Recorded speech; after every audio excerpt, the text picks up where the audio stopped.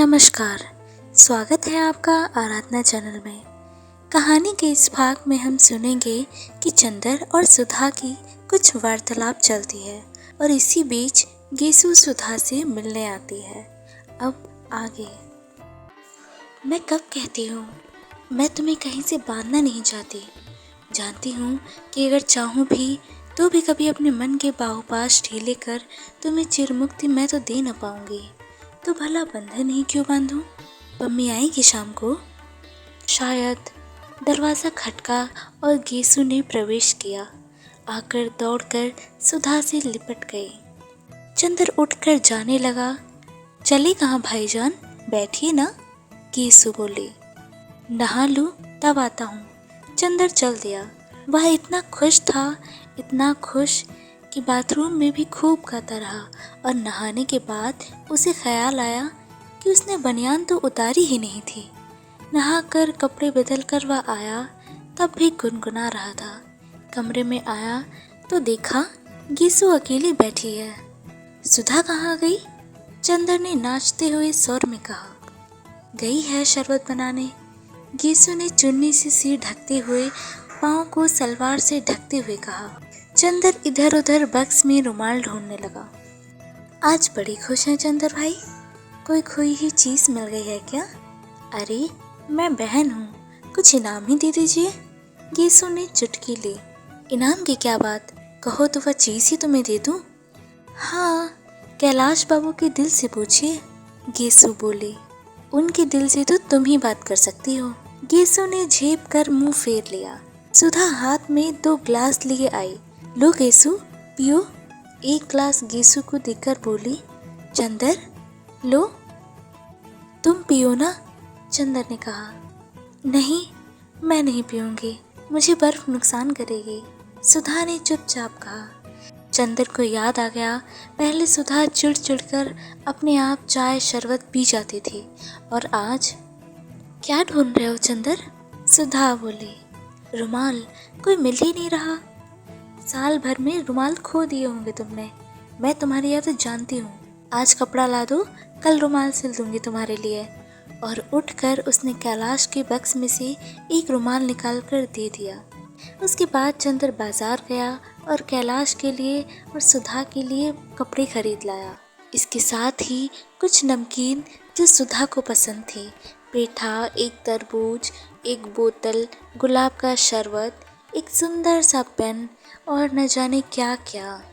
सुधा ने देखकर कहा, पापा नहीं हैं, फिर भी लगता है मैं मायके आई हूँ, लेकिन कुछ खा भी नहीं सकी। चंदर खाना खाकर लॉन में बैठ गया। वहीं उसने अपनी चारपाई डलवा ली। सुधा के बिस्तर छत पर लगे थे, उसके पास महाराजिन सोने वाली थी। सुधा एक तश्तरी में तरबूज काट कर ले आई और कुर्सी डालकर चंदर भी चारपाई के पास बैठ गया। चंदर तरबूज खाता रहा। थोड़ी देर बाद सुधा बोली। चंदर, विंती के बारे में तुम्हारी क्या राय है? राय? राय क्या होती? बहुत अच्छी लड़की है, तुमसे तो अच्छी ही है, चंदर ने छेड़ा। अरे मुझसे तो अच्छी दुनिया है, लेकिन एक बात पूछे, बहुत गंभीर बात है। कहो। तुम विंती से ब्याह कर लो। विंती से? कुछ दिमाग तो खराब नहीं हो गया तुम्हारा? नहीं, इस बारे में पहले ये बोले कि चंदर से विंती का ब्याह क्यों नहीं करती, तो मैंने चुपचाप पापा से पूछा। पापा बिल्कुल राजी हैं, लेकिन मुझसे बोले कि तुम्ही चंदर से कहो कि कर ले। चंदर, बुआ जी अब दखल नहीं देंगी। चंदर हंस पड़ा। अच्छी खुराफातें तुम्हारे दिमाग में उठती हैं। याद है एक बार और तुमने ब्याह करने के लिए कहा था? सुधा के मुंह से एक हल्का निश्वास निकल पड़ा। हाँ याद है। खैर तब की बात दूसरी थी, अब तो तुम ही कर लेना चाहिए। नहीं सुधा, शादी तो मुझे करनी ही नहीं है। तुम कह क्यों रही हो? तुम मेरे विंती के संबंधों को कुछ गलत तो नहीं समझ रही हो?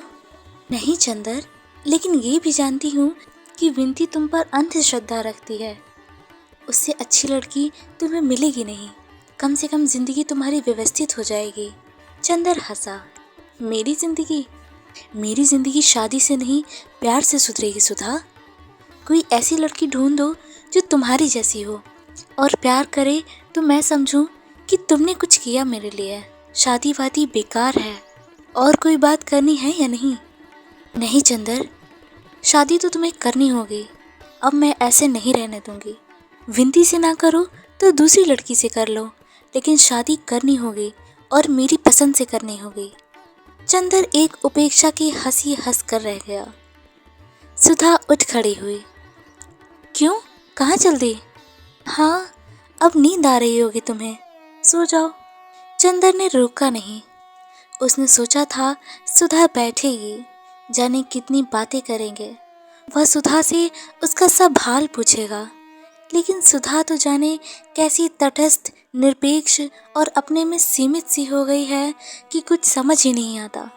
उसने चंदर से सब कुछ जान लिया, लेकिन चंदर के सामने उसने अपने मन को कहीं जाहिर ही नहीं होने दिया। सुधा उसके पास होकर भी जाने कितनी दूर थी। सरोवर में डूबकर पंछी प्यासा था। करीब घंटा भर बाद सुधा दूध का ग्लास लेकर आई। चंदर को नींद आ गई थी। वह चंदर की सिरहाने बैठ गई। चंदर, सो गए क्या? क्यों? चंदर घबराकर उठ बैठा। लो, दूध पी लो, सुधा बोली। हम दूध नहीं पिएंगे। पी लो, देखो बर्फ और शरबत मिला दिया है, पीकर तो देखो। नहीं, हम नहीं पिएंगे। अब जाओ, हमें नींद लग रही है। चंदर नाराज था। पी लो मेरे राज दुलारे, चमक रहे हैं सितारे। सुधा ने लोरी गाते हुए चंदर को अपनी गोद में खींचकर बच्चों की तरह गिलास चंदर के मुंह से लगा दिया।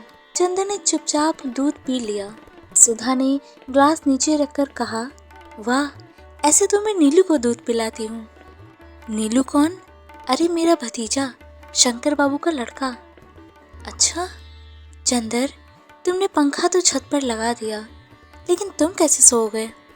मुझे नींद आ जाएगी। चंदर फिर लेट गया। सुधा उठी नहीं। वह दूसरी पार्टी से हाथ टेक कर चंदर के बक्श के आर पार फूलों के धनुष से झुककर बैठ गई। एकादशी का स्निग्ध पवित्र चंद्रमा आसमान की नीली लहरों पर अधखिले बेल के फूल की तरह कांप रहा था। दूध में नहाए हुए झोंके चांदनी से आंख मिचौली खेल रहे थे। चंदर आंखें बंद किए पड़ा था और उसकी पलकों पर, उसके माथे पर, उसके होठों पर चांदी की पंखुड़ियां बरस रही थी। मिलते हैं आपसे कहानी के अगले भाग में। आगे सुनने के लिए बने रहिए हमारे चैनल आराधना के साथ और कमेंट करिए हमें उन कहानियों के नाम जो आप सुनना चाहते हैं। धन्यवाद।